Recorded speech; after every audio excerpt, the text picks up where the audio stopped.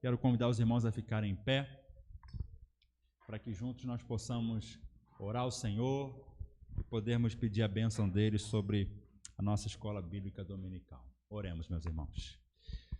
Nosso Deus, nosso Pai eterno, aqui está o teu povo, Senhor, neste dia do Senhor, dia esse dedicado, separado, para que nós possamos, como igreja, nos reunir aqui neste lugar.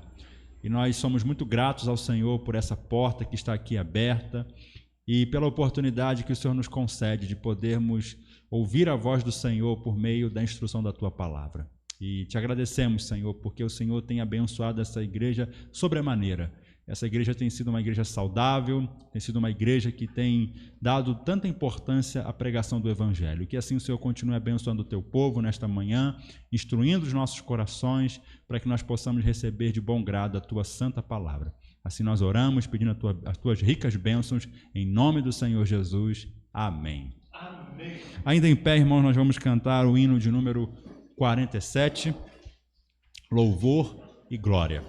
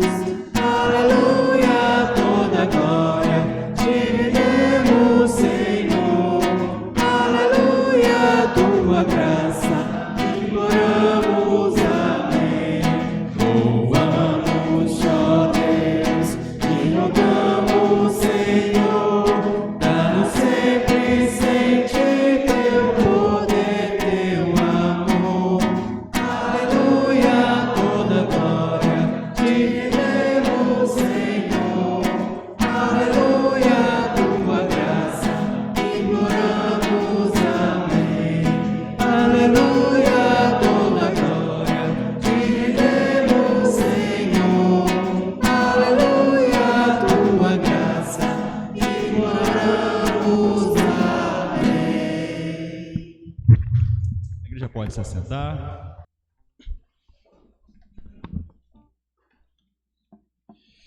Dando continuidade à nossa leitura bíblica, que nós fazemos de forma conjunta no nosso momento de escola bíblica dominical, eu convido os irmãos a abrirem na segunda carta de Pedro, no primeiro capítulo. Hoje nós iniciamos esta segunda carta que nós estamos lendo aqui juntos como igreja. Segunda carta do apóstolo Pedro,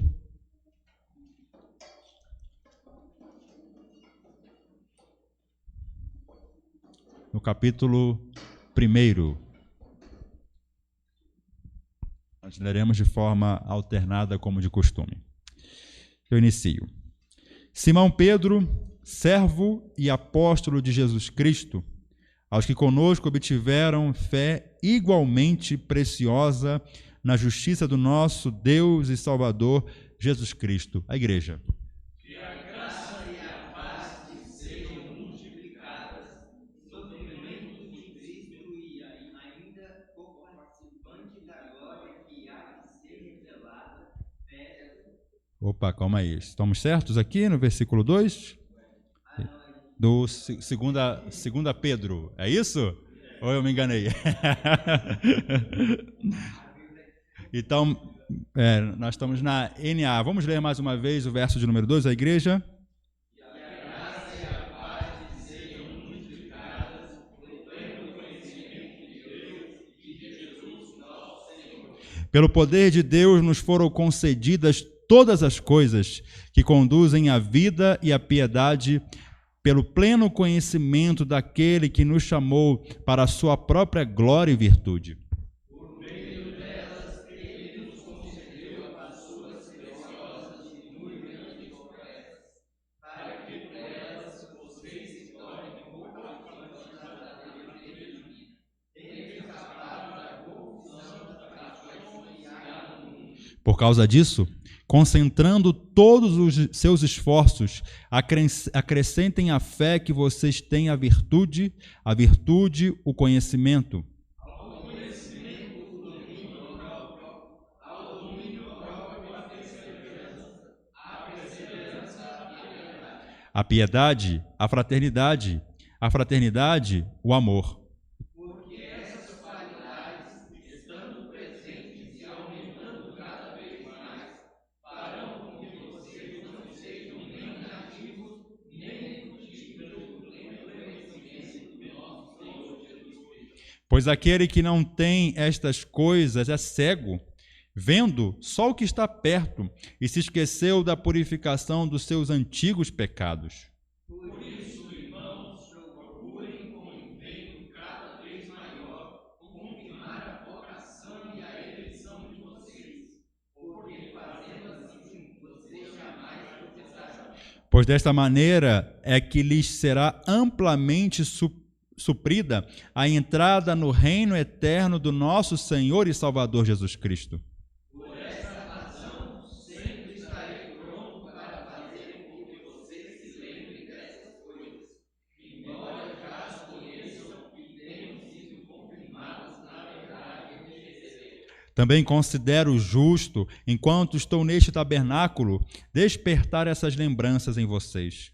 Certo de que estou prestes a deixar o meu tabernáculo, como efetivamente nosso Senhor Jesus Cristo me revelou.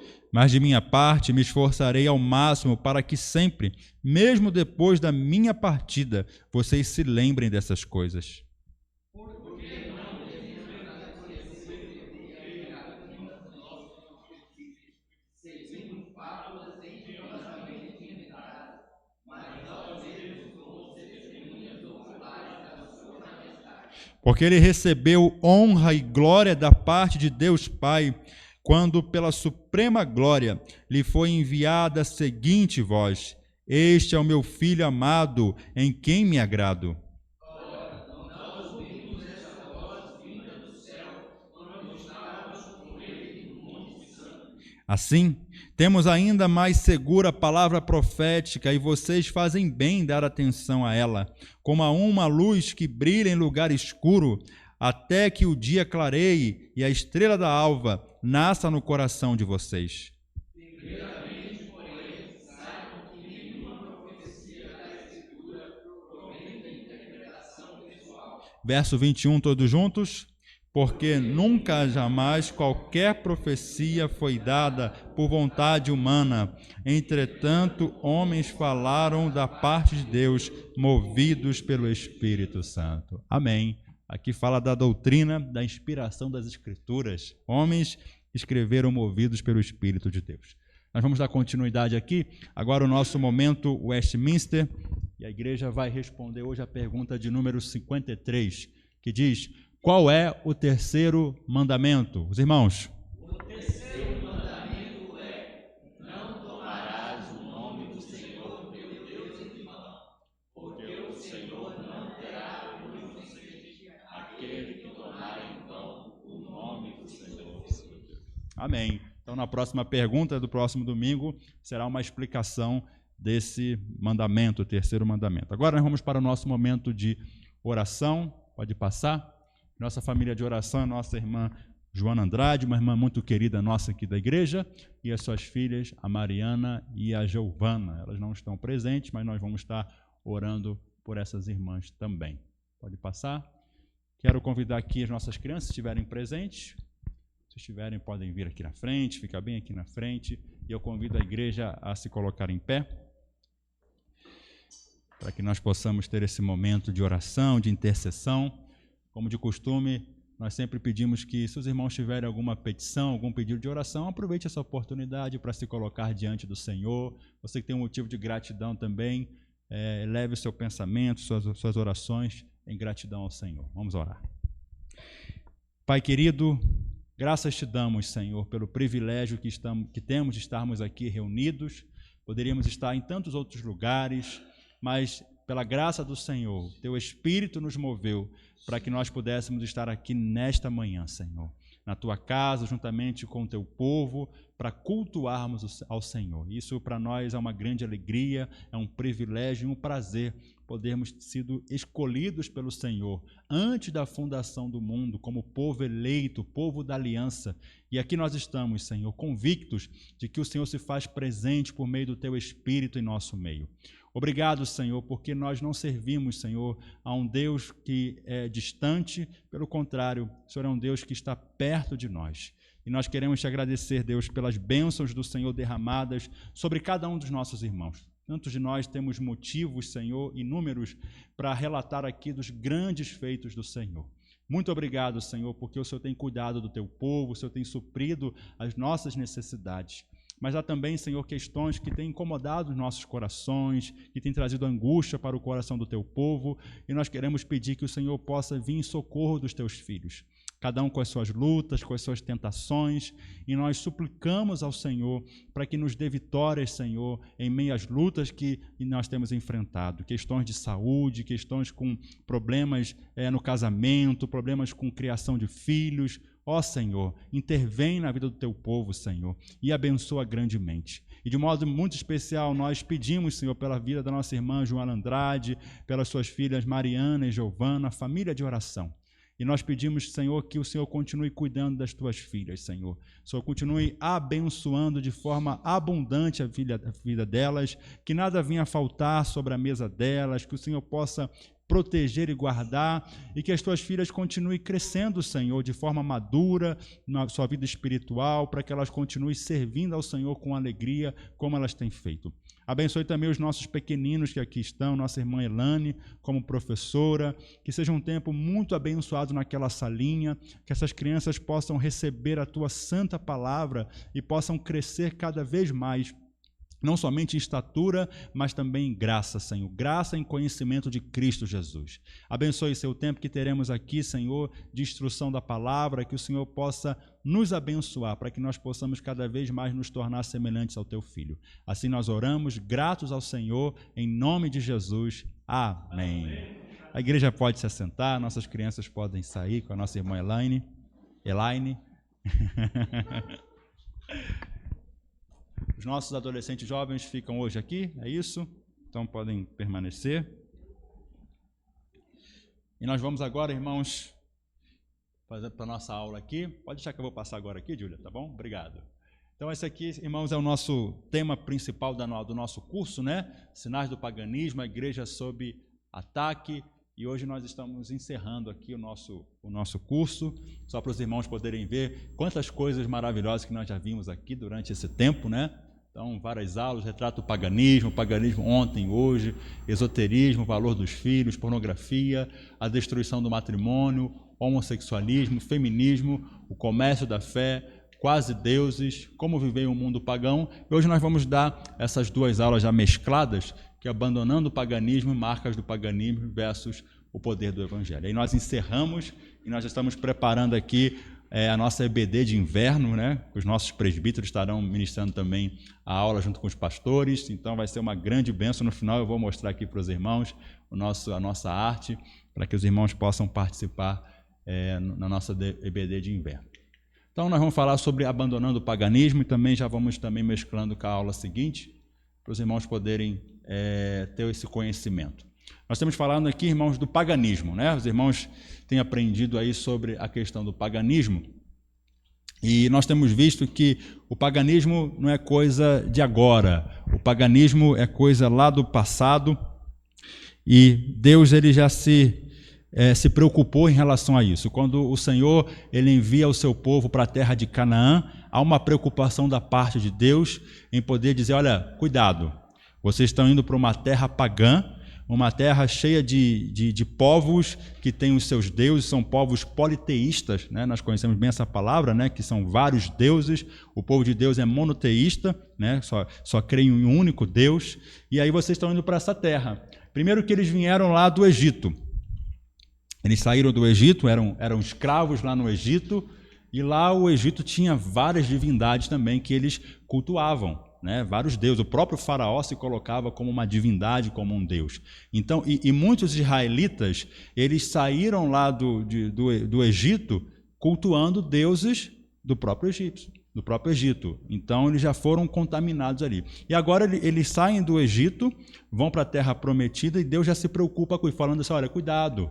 Olha, não façam aliança com os povos de lá, não se casem com as mulheres, com os homens daquela terra, se casem entre vocês, para que possa preservar a religião verdadeira, possa preservar a fé de vocês. Então, nós vemos aqui a questão do paganismo, que é muito presente.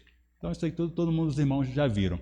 Vimos também que as autoridades, né, os governantes, os reis, o faraó, eles eram colocados como divindades, quase eram como deuses, né? Nós vimos isso nas aulas anteriores, né? Por exemplo, o faraó, ele era chamado como filho de Ra, ele era como o Deus na terra, ele era conhecido como Deus na terra, ele era como se fosse uma divindade, e assim também os imperadores da Babilônia, o imperador romano, todos se colocavam na posição de Deus. Isso nós vimos também nas aulas anteriores. Nós vimos também que isso não é uma coisa somente do passado, nós vemos hoje, né? Nós colocamos aqui nas aulas anteriores também que há uma idolatria de pessoas do nosso meio, principalmente hoje, nessa época de redes sociais, de influências e de artistas. Nós vemos também que hoje as pessoas vão atrás, cultuando pessoas famosas. Nós vimos aqui também nas nossas aulas anteriores falando sobre as pessoas que são tratadas como divindades. E aí falamos também de algo muito importante, que é a nossa natureza pecaminosa. E aí nós falamos lá daquilo que está lá em Gênesis, no capítulo 3, né?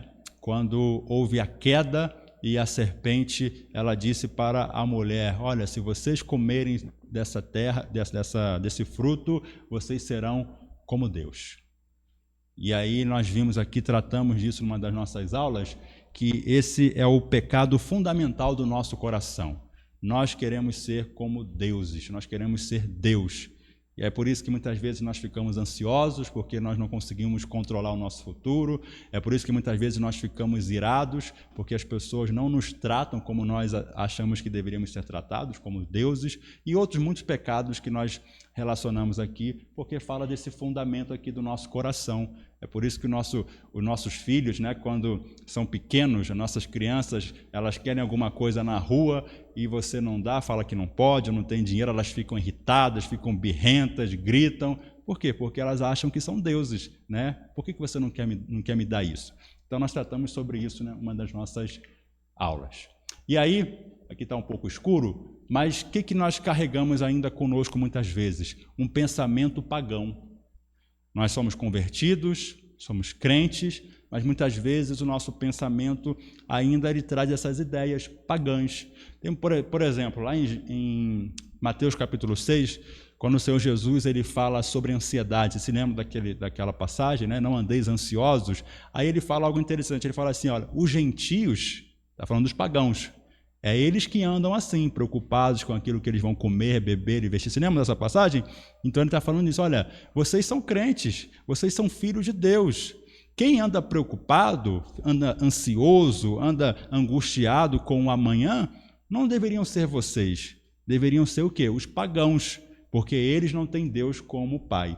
Então, muitas vezes, nós ainda que convertidos, né, ainda que servos de Deus, nós temos muitas vezes um pensamento pagão, né, carregamos conosco, e isso tem que ser abandonado de forma diária. desses pensamentos e cosmovisão pagã. Mas aí entra o Evangelho, irmãos, né, que é também a nossa 13ª e última aula, que é o Evangelho.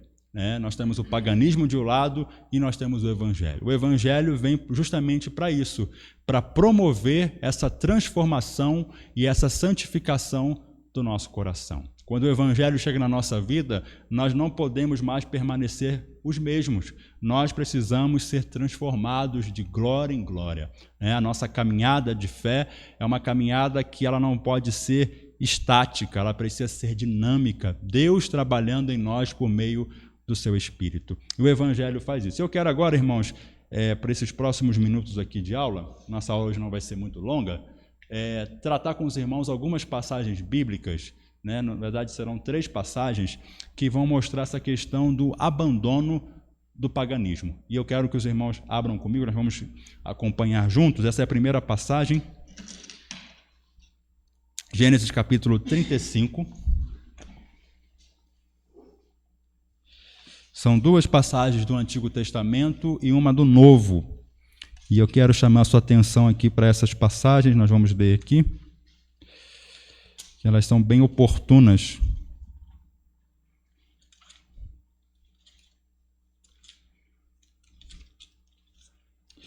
Gênesis 35, versículo 1 ao versículo 7. Vou pedir um irmão ou uma irmã que, por gentileza, faça essa leitura desses versos. Deus disse a Jacó: levante-se, vá para Betel e habite ali. Faça ali um altar ao Deus que lhe apareceu quando você fugia do seu irmão Esaú. Então Jacó disse à sua família e a todos os que estavam com ele: joguem fora os deuses estranhos que há no meio de vocês. Purifiquem-se e troquem de roupa. Quando vão se preparar e ir para Betel, farei ali um altar ao Deus que me respondeu no dia da minha angústia, me acompanhou no caminho por onde eu andei. Então deram a Jacó todos os deuses estranhos que tinham em mãos e as argolas que lhes pendiam das orelhas. E Jacó os escondeu debaixo do carvalho que está junto a Siquém. Quando eles partiram, o terror de Deus invadiu as cidades vizinhas e não perseguiu os filhos de Jacó. Assim, Jacó chegou a Luz, chamada Betel, que fica na terra de Canaã, ele e todo o povo que estava com ele, e edificou ali um altar. E aquele lugar deu o nome de El-Betel, porque ali Deus havia se revelado a ele quando ele estava fugindo de seu irmão. Amém. Obrigado, meu irmão. Então, essa passagem aqui eu acho muito bela, essa passagem, porque mostra ali Deus se revelando a Jacó, né? Jacó Deus fez uma aliança com Jacó, né? Já tinha feito com Abraão e com Isaac, agora com Jacó, né? Reafirmando a sua aliança. Deus se revela a ele, só que ele fala assim, olha, tem coisas imundas aí no meio da sua família, né?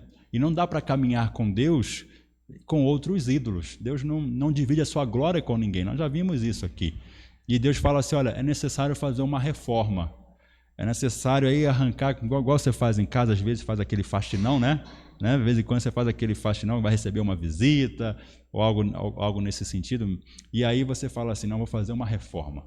Vou tirar tudo aqui, aquilo que eu já não uso, eu vou dar para alguém, aquilo que não presta mais, eu vou jogar no lixo, mas eu preciso tirar algumas coisas aqui de dentro de casa, fazer uma limpeza, lavar aqui. Então é mais ou menos o que acontece aqui de forma espiritual.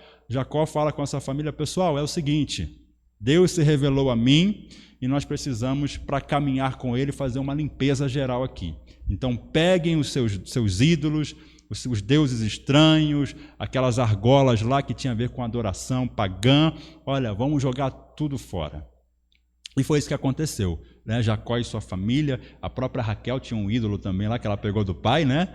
E nós tivemos aqui uma palestra com o pastor de Araújo também, quando ele falou sobre os ídolos daquela família no nosso encontro de casais passado, né? E aí eles fazem justamente isso, pegam aqueles ídolos, colocam tudo, ele enterra, ele joga fora e eles se purificam.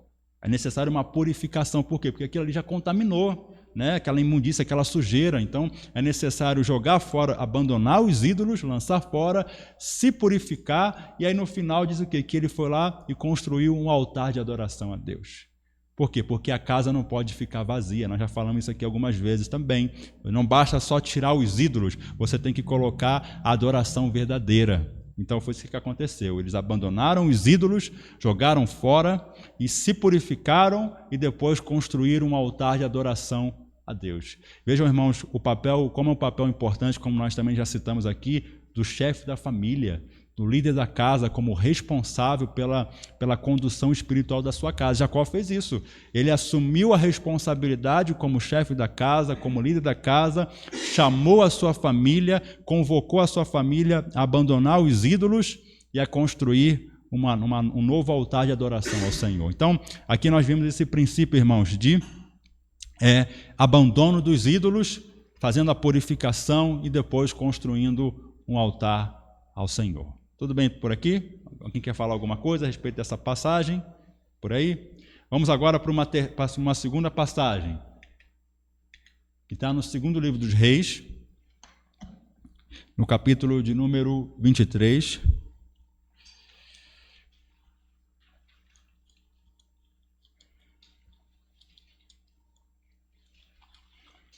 É uma passagem mais longa, mas também ela é bem necessária e oportuna.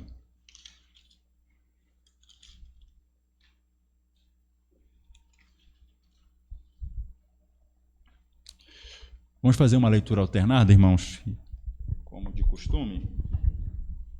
Segundo livro dos Reis, capítulo 23, do verso 1 ao verso de 25, número 25. Vou começar. Então o rei deu ordem e todos os anciãos de Judá e de Jerusalém se ajuntaram a ele, os irmãos.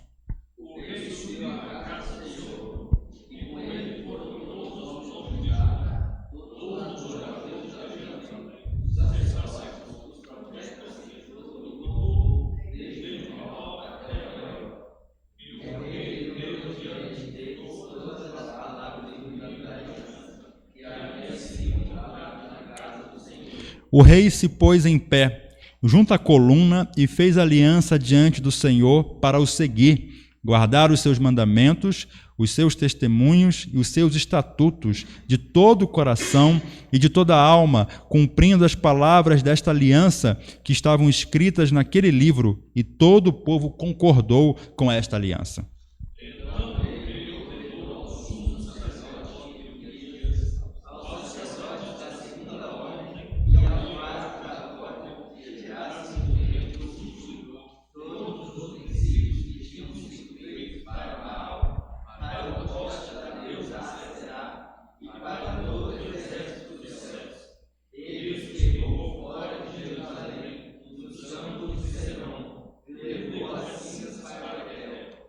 Josias destituiu os sacerdotes que os reis de Judá haviam escolhido para queimar incenso sobre os lugares altos nas cidades de Judá e ao redor de Jerusalém, bem como os que queimavam incenso a Baal, ao sol, à lua, aos planetas e a todo o exército dos céus.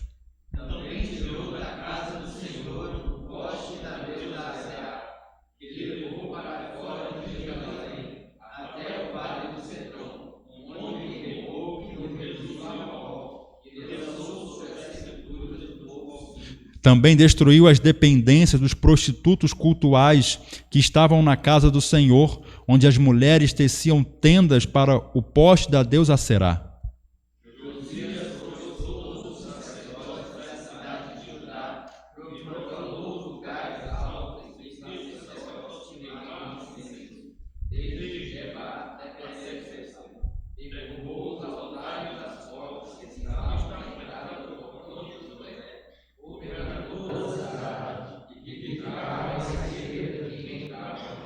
Os sacerdotes dos lugares altos não ofereciam sacrifício sobre o altar do Senhor em Jerusalém, mas comiam pães sem fermento no meio de seus irmãos.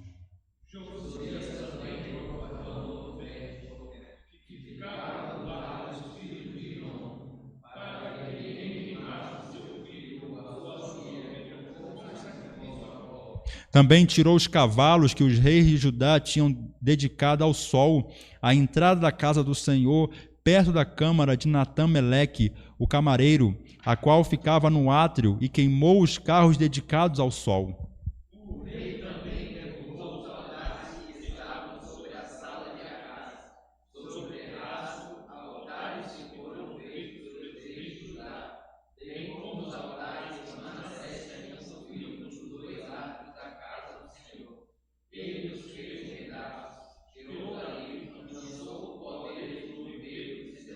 O rei profanou também os lugares altos que estavam a leste de Jerusalém, ao sul do monte da destruição, os quais Salomão, rei de Israel, havia construído para Astarote, a abominação dos sidônios, para Quemos, a abominação dos moabitas, e para Milcom, a abominação dos filhos de Amon.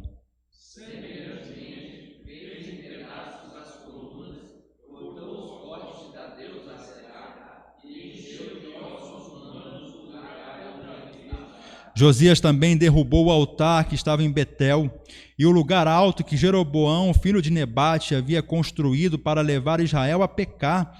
Destruiu o lugar alto, reduziu a pó o seu altar e queimou o poste da deusa Aserá.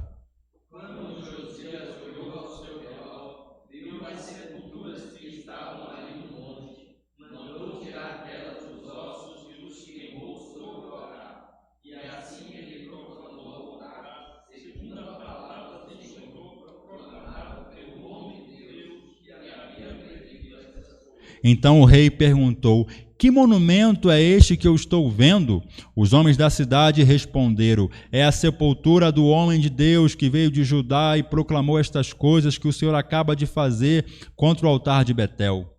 Josias disse: deixe-o estar, ninguém mexa nos ossos dele. Assim deixaram estar os seus ossos, como os ossos do profeta que tinha em Samaria. Josias também tirou todos os santuários dos lugares altos que havia nas cidades de Samaria e que os reis de Israel tinham feito para provocarem o Senhor a ira, e fez com esses santuários o mesmo que havia feito em Betel.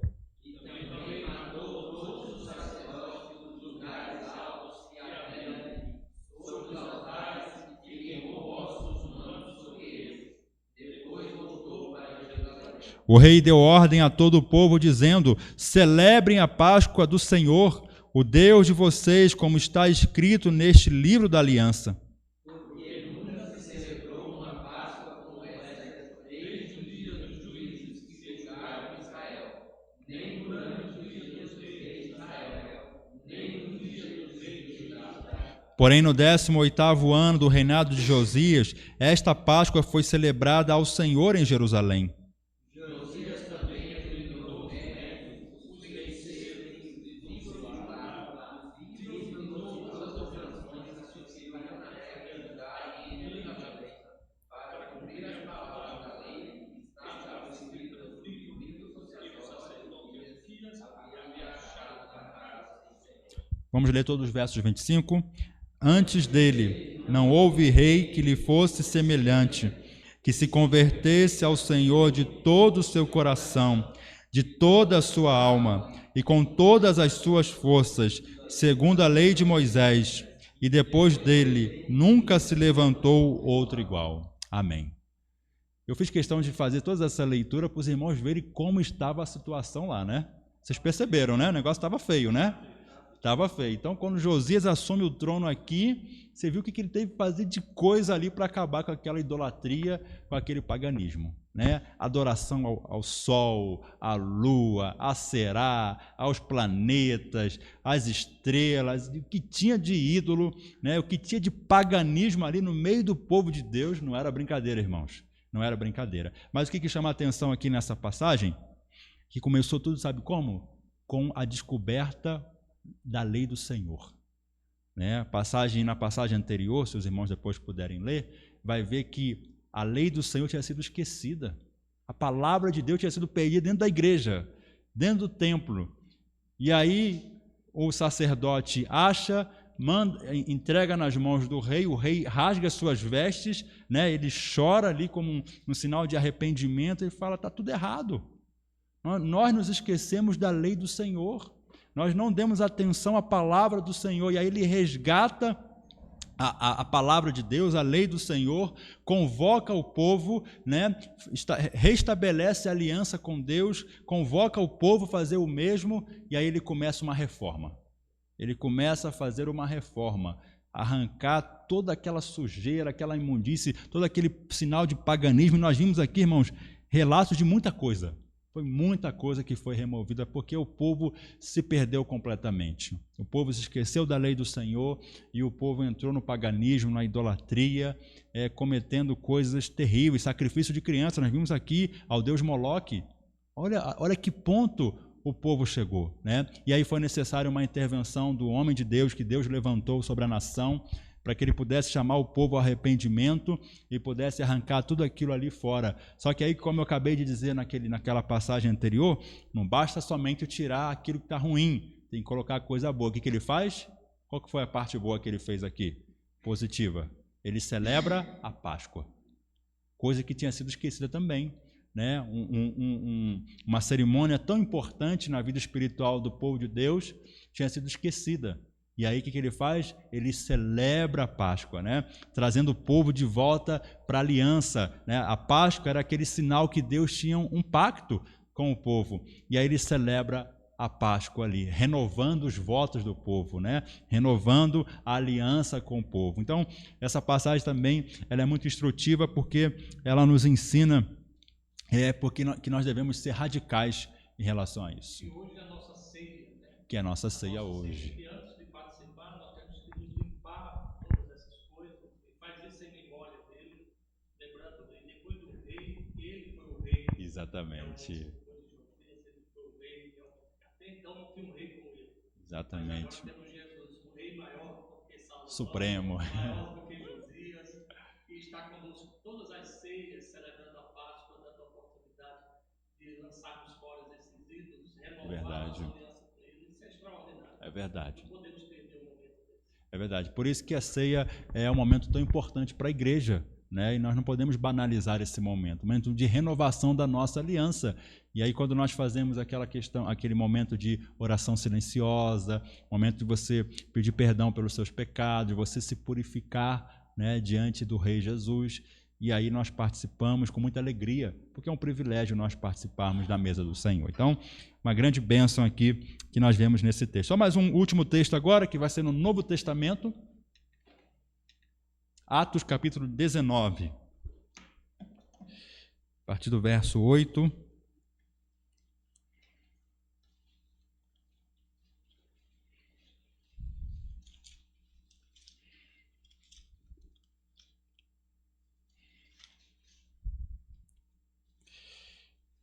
Do verso 8 ao verso número 20. Eu vou pedir alguém para que possa fazer essa leitura, por gentileza. Durante 3 meses, Paulo frequentou a sinagoga, onde falava ousadamente, discutindo e persuadindo a respeito do reino de Deus. Mas como alguns deles se mostravam teimosos e descrentes, falando mal do caminho diante da multidão, Paulo se afastou deles. E levando consigo os discípulos, passou a falar diariamente na escola de Tirano. Paulo fez isso durante 2 anos. Todos os habitantes da província da Ásia ouviram a palavra do Senhor, tanto judeus como gregos. Deus, pela mão de Paulo, fazia milagres extraordinários, a ponto de levarem aos enfermos lenços e aventais de seu uso pessoal, diante dos quais as enfermidades fugiam das suas vidas, e os espíritos malignos se retiravam. E alguns judeus, exorcistas ambulantes, tentaram invocar o nome do Senhor Jesus sobre pessoas possuídas de espíritos malignos, dizendo: ordena que saiam pelo poder de Jesus, a quem Paulo prega. Os que faziam isso eram 7 filhos de um judeu chamado César, um sacerdote. Mas o espírito maligno lhe respondeu: conheço Jesus e sei quem é Paulo, mas vocês, quem são? E o possuído do espírito maligno saltou sobre eles, dominando a todos. De tal modo, prevaleceu contra eles, e nus e feridos fugiram daquela casa. Esse fato chegou ao conhecimento de todos os moradores de Éfeso, tanto judeus quanto gregos. Ordenou sobre todos eles, que o nome do Senhor Jesus é engrandecido. Muitos dos que creram vieram confessando e denunciando publicamente as suas próprias obras. Também muitos que haviam praticado magia, reunindo os seus ídolos, os queimaram diante de todos. Calculado o valor dos ídolos, verificaram que chegava a 50.000 denários. Amém. Amém. Que testemunho, irmãos. Né? Que testemunho lindo aqui. Eu também gosto muito dessa passagem aqui, né? Porque ela revela mais uma vez, iniciando com a pregação do Evangelho, né? Sempre se lembre disso, é o Evangelho sendo proclamado, né? A revelação de Deus. Paulo ali chega na cidade de Éfeso e ele prega ali de forma fervorosa, de forma poderosa o Evangelho, que Jesus morreu e ressuscitou dentre os mortos. Ele proclama durante um tempo ali naquela cidade e ali coisas extraordinárias começam a acontecer. Primeiro os milagres, né, que Deus faz por intermédio de Paulo, e aí depois ele conta até um episódio curioso aqui, né, daqueles homens que tentaram expulsar os demônios ali, em nome de Paulo, em nome de Jesus, mas não deu certo, e aí eles tiveram que sair fugidos dali, estavam apanhando ali dos demônios, né, e aí eles tentaram fazer o mesmo, mas não tinha nenhum tipo de aliança com Cristo. E aí depois fala aqui, né, que houve um avivamento tão grande naquela cidade, né, a palavra de Deus ela sacudiu, né, aquela cidade a ponto daquelas pessoas elas começarem a confessar os seus pecados, os seus erros, os seus pecados, pegam os seus livros de magia, colocam na praça pública ali, começam a queimar tudo, né, dizendo assim, nós não pertencemos mais a isso. Nós não queremos mais seguir o paganismo, agora nós somos de Jesus, né? Fazemos parte do povo de Deus. Olha que beleza, irmãos, que coisa linda. Imagina que Conceição Formosa, irmãos, né? A Igreja do Caminho aqui e outras igrejas evangélicas. Essa é do caminho, do caminho. Era do caminho. E do caminho, exatamente isso, exatamente. Isso aqui está em Atos, né? Não é à toa esse nome aqui nosso, né? Igreja do Caminho. Então, justamente isso. Imagine se acontecer aqui em Formosa. As pessoas se convertendo, pegando os seus ídolos que tem dentro de casa, suas imagens, colocando ali na praça pública, queimando, falando assim, não, nós não somos mais disso aqui não, nós não cremos mais nisso. Imagina só, foi o que aconteceu lá em Éfeso. Então houve esse avivamento, né, por meio da pregação da palavra. Por isso que nós precisamos ser fiéis à pregação do Evangelho. Porque o que vai trazer essa conversão é a pregação do Evangelho. O Espírito vai agir por meio da fidelidade da igreja, por meio da pregação do Evangelho genuíno. E foi o que aconteceu aqui.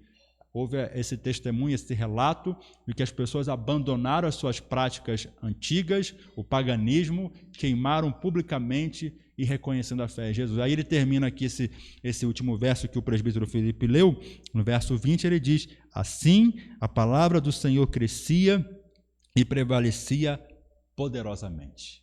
Foi por meio da palavra, né? Então, nós vemos aqui, irmãos, quando nós falamos de avivamento, né? O avivamento não é algo que nós provocamos, né? Quando você vê uma igreja que coloca assim, olha, vai ter um avivamento no culto de quarta-feira aqui. Como assim? Quem somos nós, né? Para dizer que vai ter um avivamento aqui. Né? Tem assim, essas coisas, né? O culto do avivamento, né? Vamos fazer um avivamento aqui.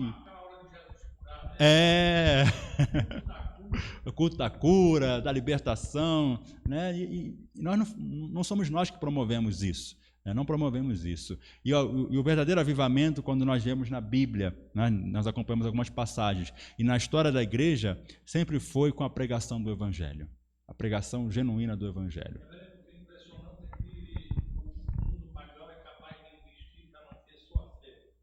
Um denário era o dia do trabalho. Um dia de trabalho. Eles jogaram fora, eles tinham investido, aqui está dizendo 50 mil denários. Dividido por 365 dias, vai dar bastante anos de trabalho. Olha aqui. Aí disseram que muito de trabalho, eles investiram. O pagão investe.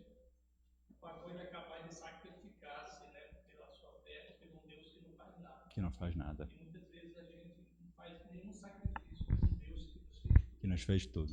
Olha então, só. Esse paradoxo que existe em relação ao paganismo e a nós que fomos salvos. Preciso refletir também sobre isso. E eles jogaram fora, então, todo esse investimento agora. E agora eles estavam, todos dispostos a ficar sem nada. Sem nada. Por aquele que fez tudo isso. Exatamente. Então, e isso publicamente, né? Aqueles que não se converteram, eles viram isso. Olha o que está acontecendo aqui. Né? Que hoje em dia, por exemplo, na nossa cidade, cercada pelo lado do Amanhecer, ou outras sectas místicas, eles investem muito em vestuários.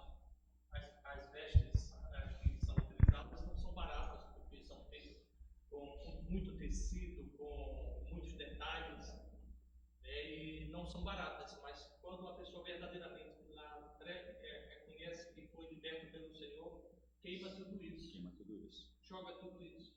Queima tudo isso, verdade. E já tive 2 experiências com isso. E é extraordinário você ver. No último lá na igreja, a gente adquiriu um tambor daquele do Zé Luiz, montamos cerrado nele, que a gente ia queimar tudo aquilo ali dentro.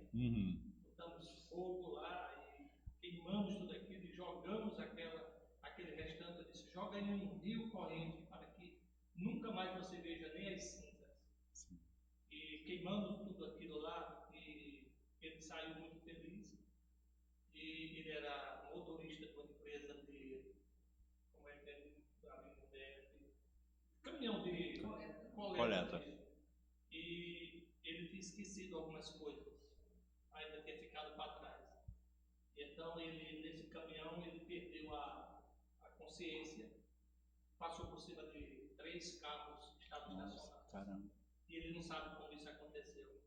E fizeram o exame para saber se era um problema de saúde e o exame os exames que foram feitos deu que ele estava perfeito, não tinha nenhum problema de saúde, nada. E por causa disso ele tinha que arcar com o prejuízo dos carros. Olha só. Então ele ficou no dilema: se eu tiver um problema de saúde, eu vou ser isento de pagar isso. Foi um problema uma questão de saúde. Mas se não for, eu vou ter que pagar tudo. E aí ele teve que pagar tudo.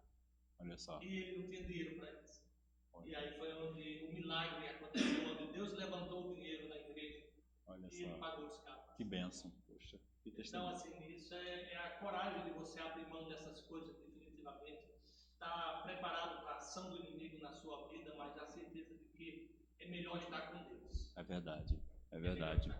E aí, o senhor estava falando aqui questão de sacrifício, nós vemos muitas vezes as pessoas subindo escadarias, né, de joelhos, né, fazendo procissão por aí, andando não sei quantos quilômetros para pagar uma promessa, né, e muitas vezes isso nos confronta, porque nós não queremos nem fazer o mínimo, né, para Deus, né, aquilo que Deus não exige, essas coisas que as pessoas fazem, essas loucuras, e muitas vezes aquilo que é o pequeno, básico, nós não fazemos, como vir à casa do Senhor, né, coisas simples nós não queremos fazer. Né? Então fica esse confronto para o nosso coração, mas vendo aqui e voltando, esse avivamento, ele começa com a palavra de Deus, a palavra de Deus sendo proclamada. Caminhando aqui para o final, irmãos, para nós abrirmos para os comentários dos irmãos. Então, o que nós vemos aqui a respeito desse abandono do paganismo, isso que sintetizando, que essas passagens aqui nos ensinaram, que é a pregação da palavra de Deus.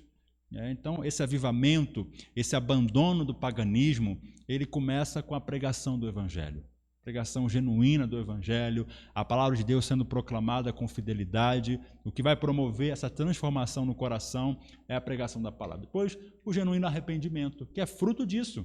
É fruto dessa ação do Espírito que age por meio da pregação da palavra e vai promover esse arrependimento. Nós vimos nessas passagens aqui, essa última, por exemplo, que aquelas pessoas não foram induzidas a fazer aquilo ali forçadamente. Não, elas foram impelidas pelo Espírito, elas foram tocadas pela palavra e de forma sobrenatural elas foram lá e jogaram fora os seus ídolos, os seus livros de magia. Né? E aí nós vemos o quê? O abandono dos ídolos tem que ser feito de forma radical. Né, de forma radical, tem que abandonar mesmo, não basta você falar assim, não, eu vou tirar aqui alguns ídolos, deixar esse aqui, porque esse aqui eu gosto muito, né? Não pode, irmãos, tem que ser de forma radical. Abandono dos ídolos, como Jacó falou, olha, pessoal, aqui em casa não vai ter ídolo, na casa aqui não vai ter isso, vamos enterrar tudo isso, deixar para trás. Então tem que ter realmente esse abandono. E a purificação, por quê? Porque fica sujeira, irmãos.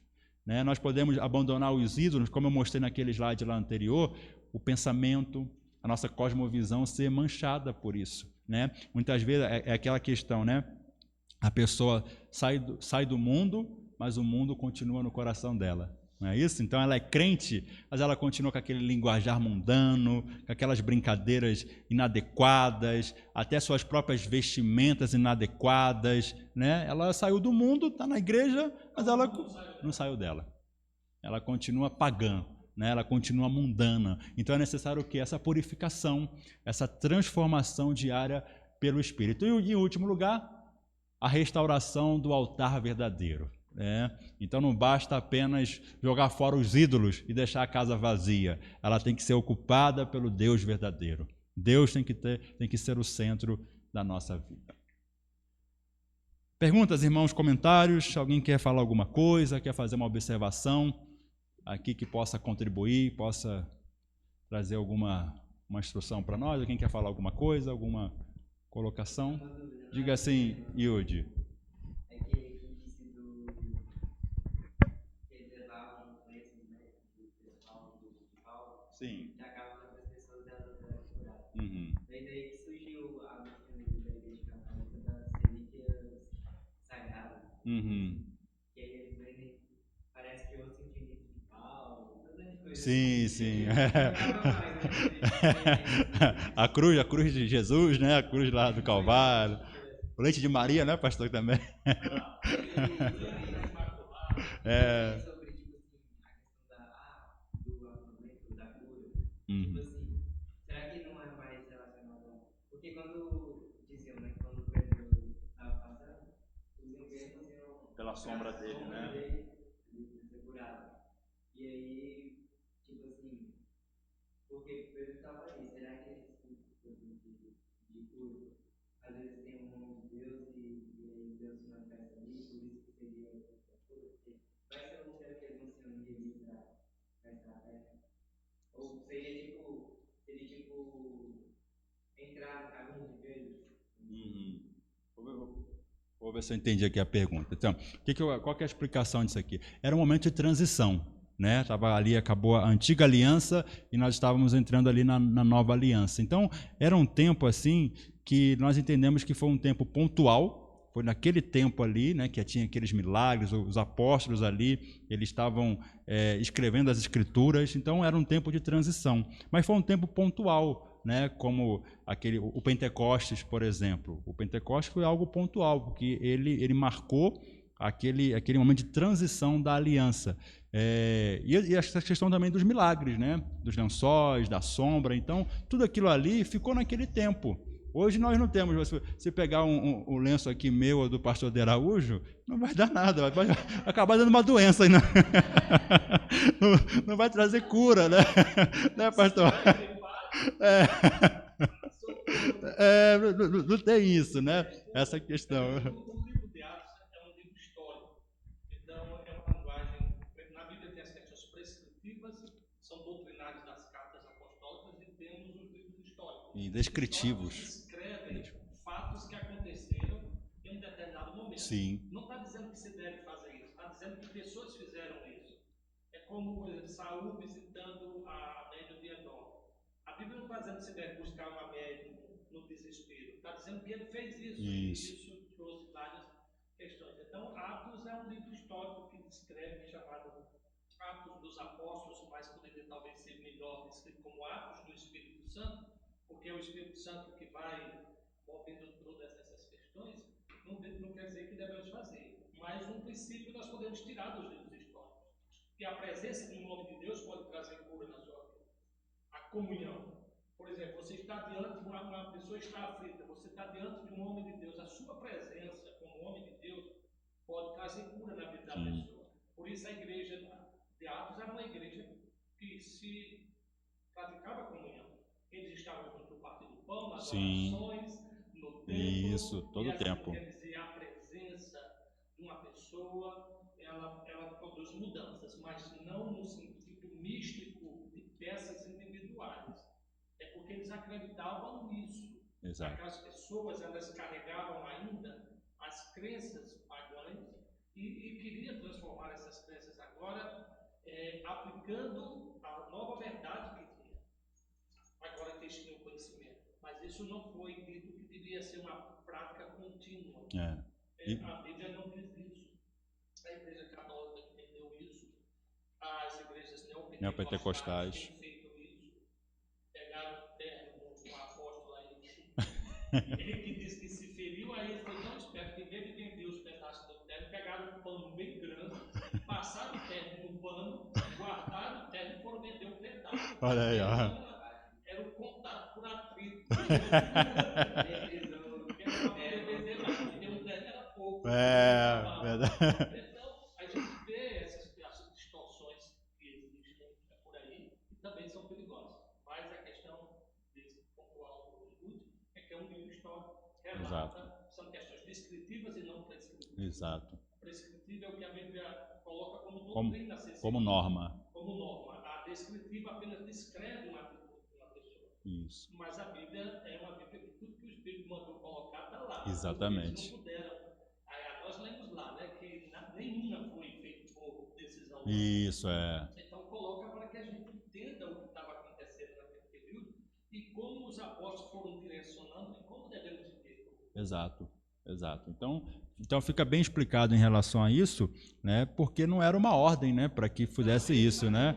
É, exatamente. A cabeça deles, como aquele que queria expulsar demônio no nome dele. Mas aí nós vemos muito isso. Então essa questão foi algo pontual daquele tempo que hoje as pessoas querem, né, fazer novamente, né? E não acontece. Pode trazer o princípio de que a presença de uma pessoa de Deus faz benefício. Faz benefícios. Pessoas perto de pessoas do mundo vão receber o contrário. Exatamente, o contrário.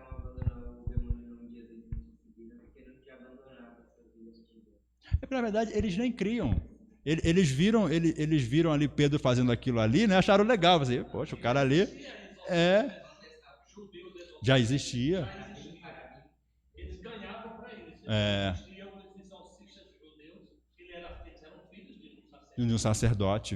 Eles aprendiam técnicas e lá nos livros apócrifos de Macabeu, inclusive eles usavam vísceras de animal, fígado de galinha, usavam um monte de elementos para expulsar esses demônios. Então, havia uma prática no período que a gente chama do silêncio, dos 400 anos, depois do último livro da Bíblia, que é Malaquias. Isso. Nós temos um período ali que intertestamentário. Várias práticas contrárias à própria palavra de Deus. E a Igreja Católica adotou os livros e práticas deles, como essas questões que você falou. Mas isso não está na nossa Bíblia. Exatamente. É verdade, inspirados, né? Como nós lemos em Pedro hoje, né? Aí você vai fazer umas macumbas interessantes. Mas irmãos, alguém quer falar mais alguma coisa? Estão todos tranquilos? Então nós encerramos aqui, irmãos, o nosso curso sobre o paganismo, né? Foi uma grande bênção, né? Foi muito bom. Agora nós vamos ter aqui a divulgação do nosso... Depois nós vamos orar? A nossa EBD aqui, tá? A EBD de inverno. Então tá aí, no dia 19 de julho, que é o próximo domingo, até 30 de agosto, nós vamos ter uma EBD de inverno sobre o livro de Provérbios.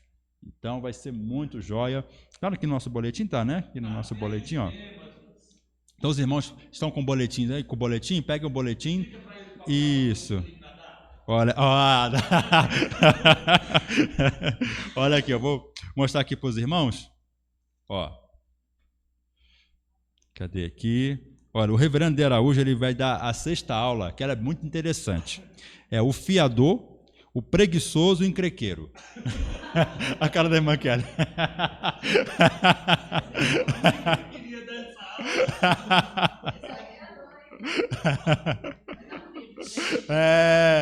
Olha só, o fiador, o preguiçoso e o encrenqueiro.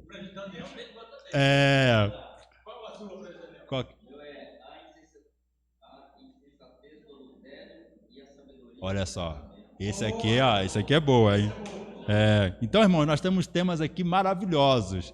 Então, não deixe de vir. Se estiver na cidade aqui, não estiver viajando, apareça aqui para você poder aprender aqui conosco, com os presbíteros, sobre o livro de Provérbios, Sabedoria para a Vida. E aí vocês podem acompanhar aqui no boletim as aulas, tá? Vai acompanhando aqui os temas, você pode ler aqui o objetivo da aula também. Então vai ser uma grande bênção aqui para a igreja aí, o livro de Provérbios, tá? Não perca, principalmente a 6ª aula aqui. Espero que os irmãos não se encaixem nenhum desses 3 aqui. Não pode. Mas vamos orar então, agradecendo a Deus por esse tempo. Quero convidar os irmãos a ficarem em pé. Presbítero Felipe, pode orar por nós, agradecendo a Deus.